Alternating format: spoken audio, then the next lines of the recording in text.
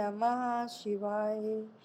यह तो आप सभी जानते होंगे कि पूजा भक्ति हमारे जीवन के लिए कितनी ज़रूरी है, लेकिन इसके साथ ही साथ मन में यह भी उलझन रहती है कि हम किस देवी देवता की पूजा करें जिससे हमारा जीवन सुखपूर्वक व्यतीत हो।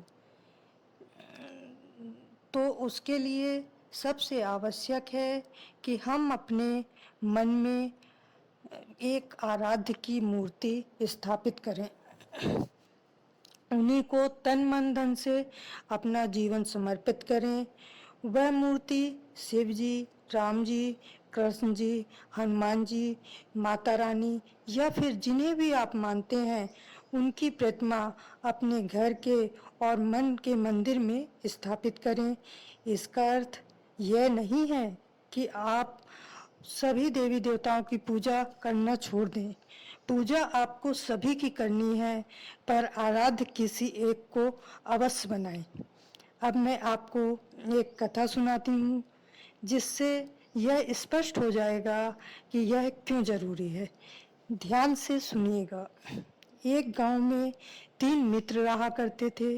उनमें से 2 हिंदू भाई थे और एक मुस्लिम भाई थे। उन तीनों के बीच बहुत ही गहरी दोस्ती थी। एक बार उन तीनों ने मिलकर घूमने जाने का निर्णय किया और वो एक ऊंचे पहाड़ पर घूमने जाते हैं, जिससे पूरा गांव का नज़ारा बहुत ही सुंदर दिखाई देता है। और पहाड़ के नीचे एक नदी बहती है जो पहाड़ से और भी सुंदर दिखाई पड़ती है। घूमते घूमते वे एक चट्टान पर पहुंच जाते हैं और जैसे ही उस पर आगे बढ़ते हैं तो चट्टान टूट जाती है और तीनों नीचे गिरने लगते हैं। तो अब आगे देखिए क्या होता है। वे घबराकर अपने ईश्वर को पुकारने लगते हैं। जो मुस्लिम भाई होते हैं वो अपने अल्लाह को आवाज़ लगाते हैं, हे अल्लाह मुझे बचा लो। तो उनके अल्लाह तुरंत आकर उन्हें बचा लेते हैं। और जो हिंदू भाई हैं उनमें से एक पुकारते हैं, हे भोलेनाथ मुझे बचा लो। तो भोलेनाथ आकर तुरंत उन्हें बचा लेते हैं। अब जो तीसरे भाई हैं उन्हें डर से कुछ समझ नहीं आता है, तो वो चिल्लाते हैं, हे राम मुझे बचा लो। फिर कहते हैं, हे कृष्ण मुझे बचा लो। फिर कहते हैं, हे हनुमान जी मुझे बचा लो। तो इसके बाद जैसे ही वे नदी में गिरने लगते हैं तो बोलते हैं, हे माता रानी मुझे बचा लो। और नदी में डूबने ही वाले होते हैं कि माता रानी उन्हें आकर बचा लेती हैं। और तब वो हिंदू भाई माता रानी से पूछते हैं कि आपने आने में इतनी देर क्यों कर दी?